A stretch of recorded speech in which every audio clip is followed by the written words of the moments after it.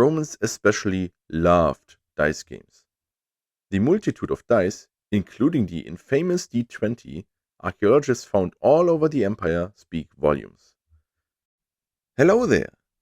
It may come as no surprise that I'm interested in games of all kinds. What, however, may be a surprise is the fact that some of our favorite games of today have ancient origins and have been played by people for hundreds and in some cases thousands of years. So today we will explore the historical origins of some board games still popular today.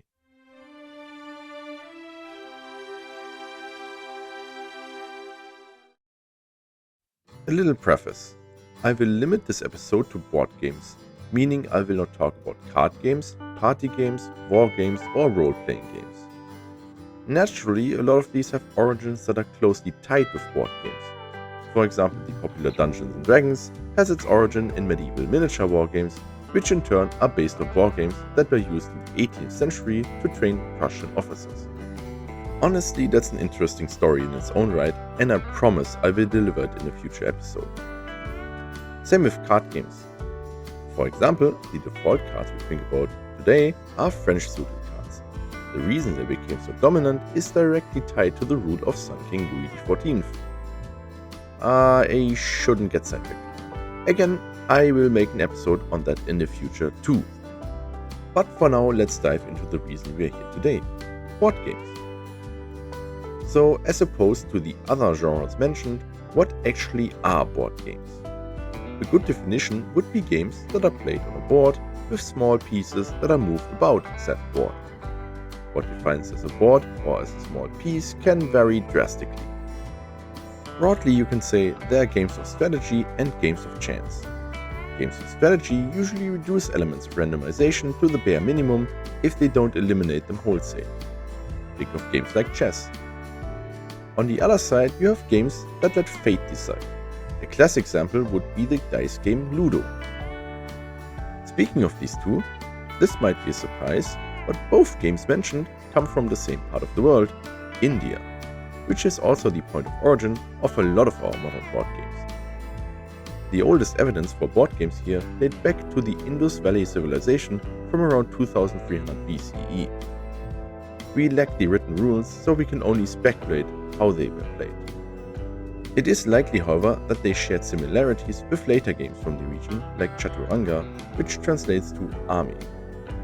Well, it's more poetic in Sanskrit. Anyway, you all know this game, even by a different name.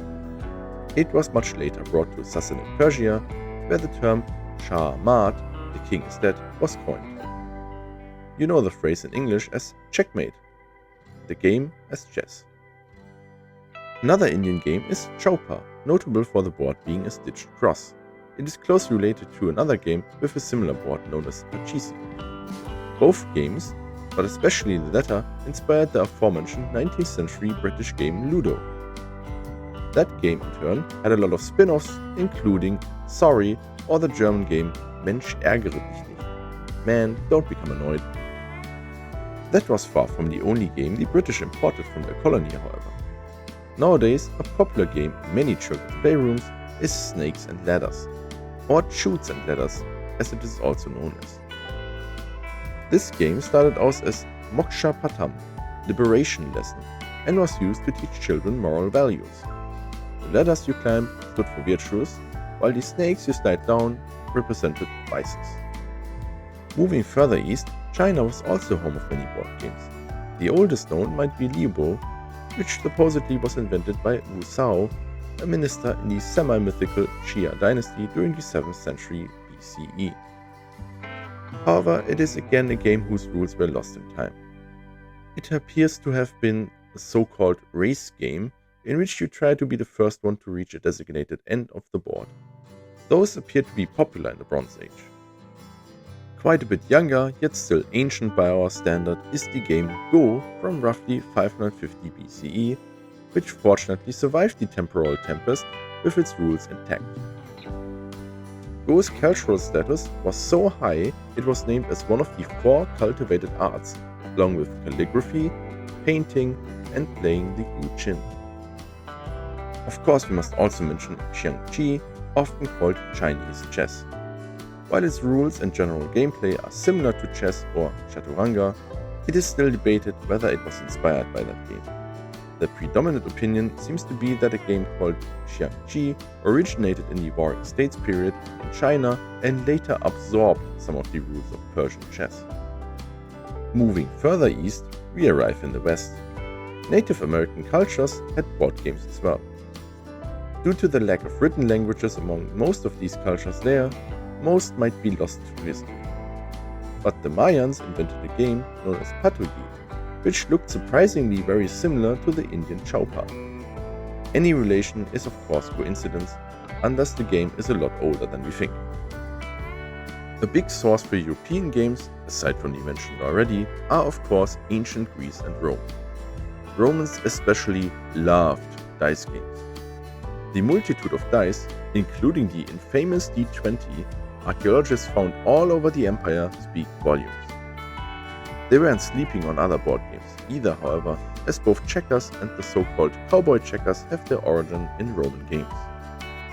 Another game that we only know from sources is Ludus Latrunculorum, the game of soldiers or brigands, which probably was based on a Greek game mentioned by Plato about rival city-states.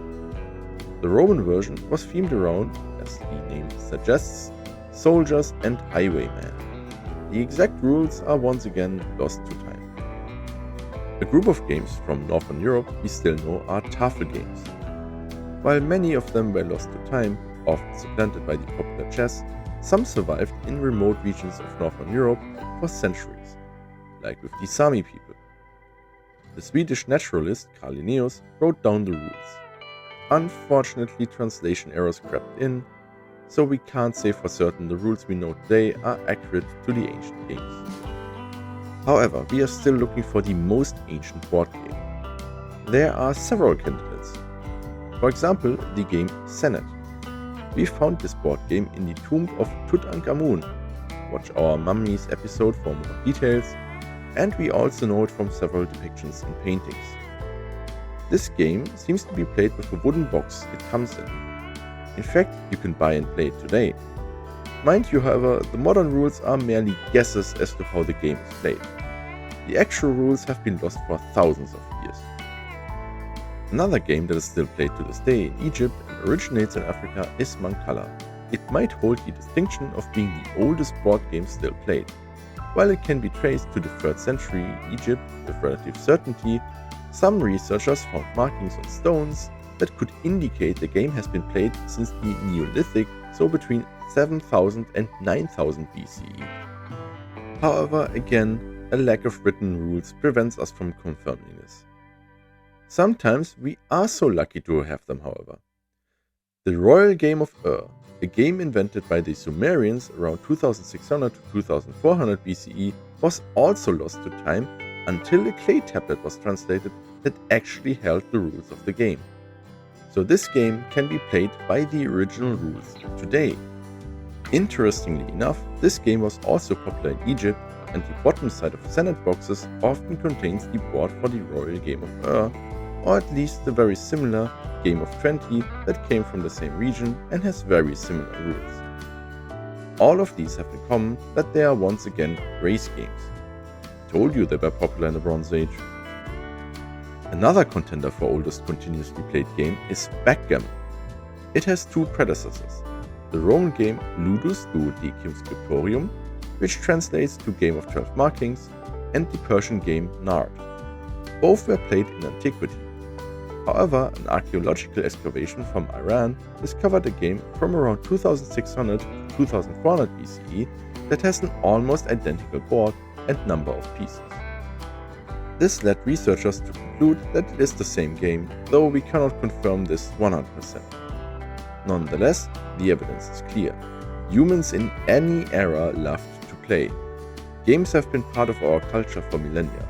In fact, playing is a behavior we can observe in many animals, but the human capacity to think in abstract terms gave us the ability to turn any aspect of life into a game. Be it strategizing for war with chess, learning moral values with snakes and ladders, or going on a spiritual journey like Senet. Even today, many of our most popular board games turn an aspect of life into a game. be it monopoly and the harsh realities of the capitalist market, or diplomacy, which is about how even your close friends and loved ones would backstab you for the slightest gains. I'm not salty. That's it for today's topic. I hope you enjoyed this dive into the origin of many popular board games. If you did, or you want to leave some constructive feedback, please comment. We also appreciate likes, shares, and if you haven't yet, subs. Once again, thank you to my wonderful artist and to you, viewers. See you around. Bye. The oldest known might be Libo, which supposedly was invented by Wu Zhao, a minister in the semi-mythical Xia dynasty during the 7th century BCE. However, it is again a game whose rules were lost in time. It has... oh, man, I got all the names correct than this.